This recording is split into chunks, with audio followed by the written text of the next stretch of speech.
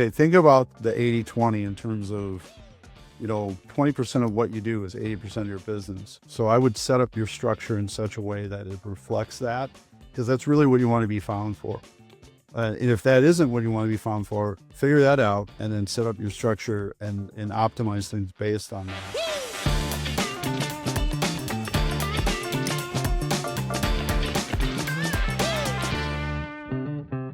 Hey, welcome to Local SEO Tactics. We're excited to talk about, I believe it's like number 8 in a 11-point series on how to really kind of get things going with your website locally here.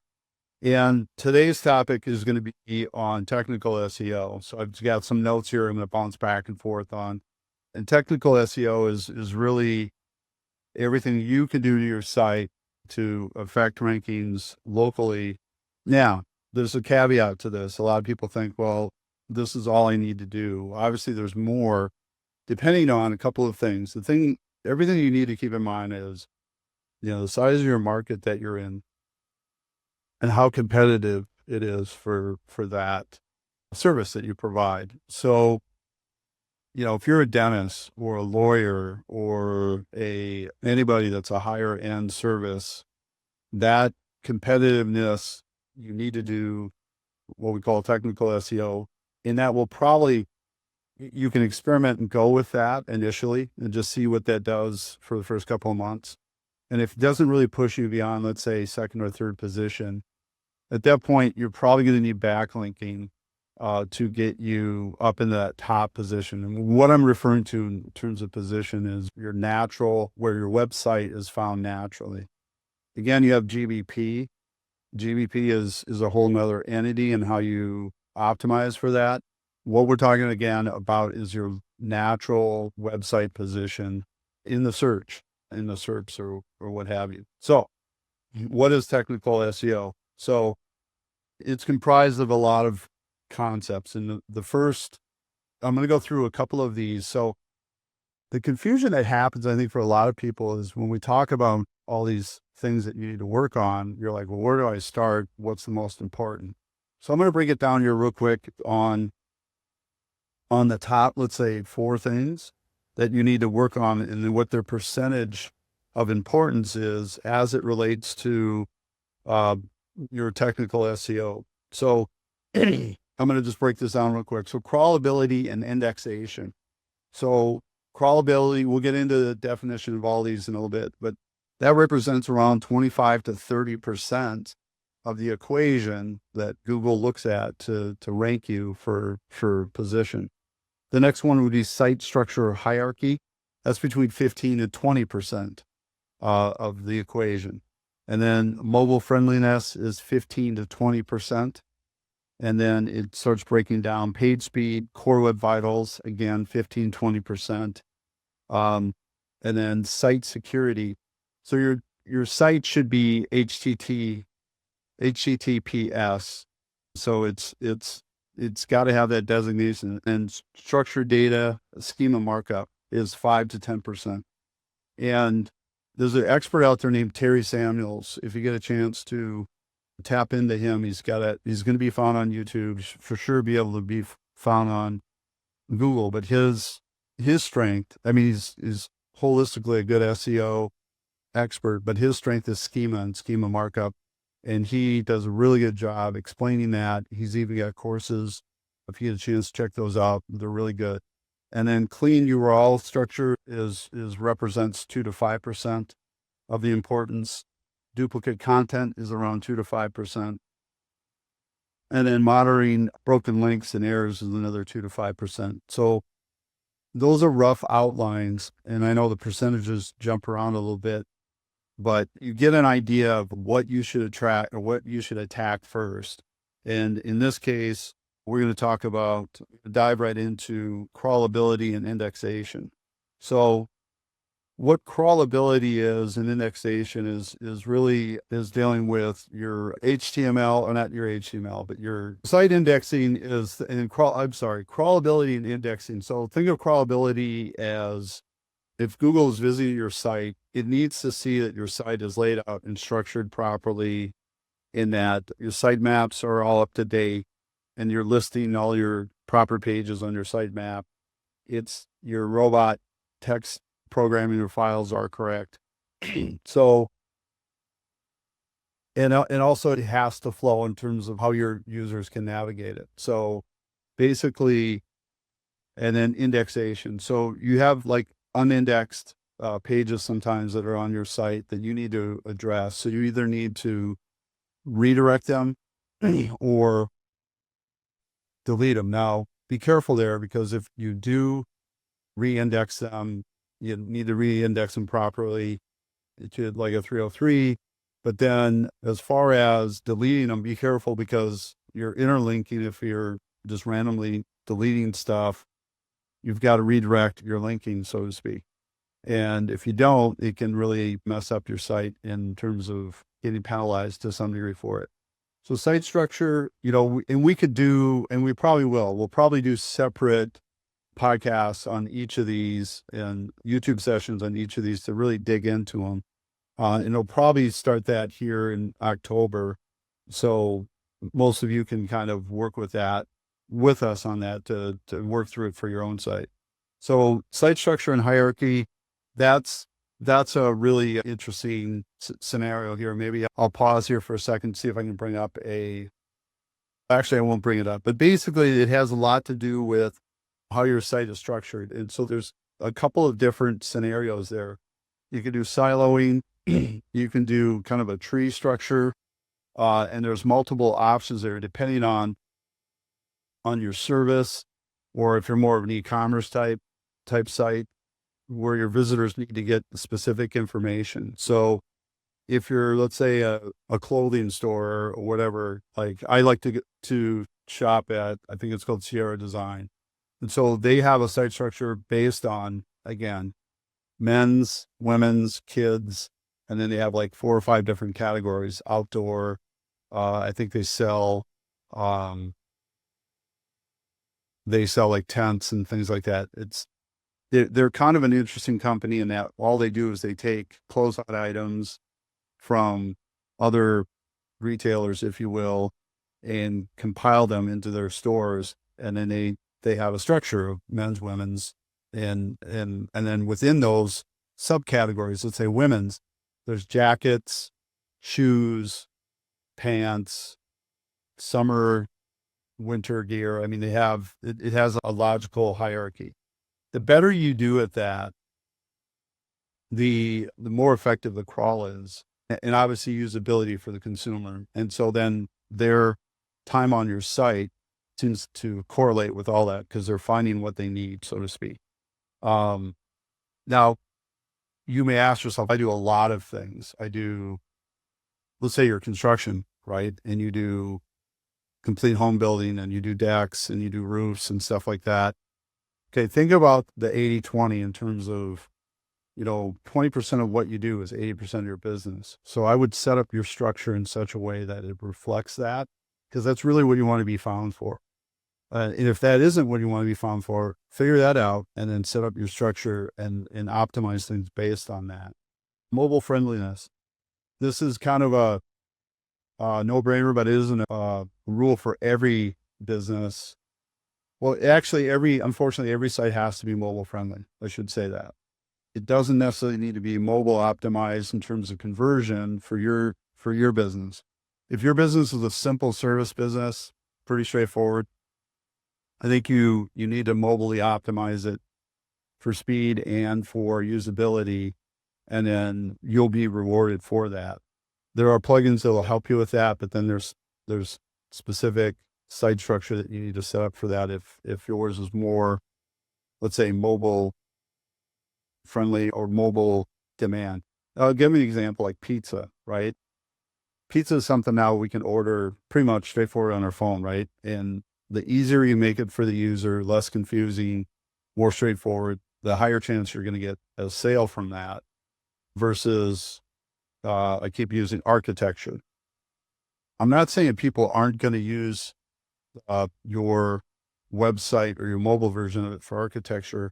It's just going to be realistically, the desktop version needs to be better, and it needs to pop, because if somebody's serious about architecture, they're going to want to sit down, look at the body of your work and go from there. Architecture isn't one of those things that somebody's going to like, oh, they're an architect, I think I'll call them. They really want to see what it is you do, how well you do it, get an idea for your style of architecture. And I think most of that will be done on desktop versus mobile. So that's an example of how to optimize for mobile, but Google favors that. So understand that you may not think it's a good idea to have your site mobilely optimized. It doesn't matter. Google wants that. Page speed. All right. So there's a couple dynamics there as far as page speed and how your site loads. And you may have a site that has really cool video background going on in the background that comes at a price. So you better structure your site that the body of the site gets loaded mobily and then video comes in later so you can meet the demand of what Google sees as page speed. So I think video in the background is cool, and I think it helps with conversion and helps with stickiness of the site, but it comes at a price and you need to understand that. So you need to optimize your site so that plays out for you and works for you. So,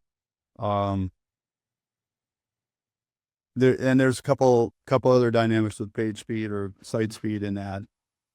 Your hosting is important, and that can come into play if you've added a bunch of SKUs to your site or added a bunch of pages, or your blog is getting bigger, and you didn't realize that you didn't have the right hosting package and your site isn't loading properly.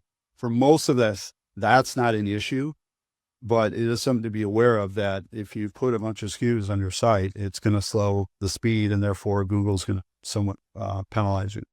All your sites should be, instead of HTTP, they should be HTTPS secured. Hang on one second. So HTTPS is an encrypted site, or what we call a secure site. A lot of times your hosting provider can help you with that. So it's a certificate that you get put on your site, and then they subsequently provide a secure setting for your site. So it's encrypted. Google wants to see that. It's rare that an HTTP site is outranking you. It would have to be in the middle of nowhere and for a service that nobody really wants. So HTTPS is really important in terms of, again, basic local SEO on page. Structured data or schema. We're going to dig into this a little bit more, but one of the resources is schema.org, and it's kind of a cool site in that it suggests, schema for the type of business you have. You can type in if it's a service business versus, let's say, a medical business or any other type of business. You want to cross-reference that. I can't speak enough about Terry Samuels. Again, reach out to him. He's got courses. He can help you with tweaking your schema.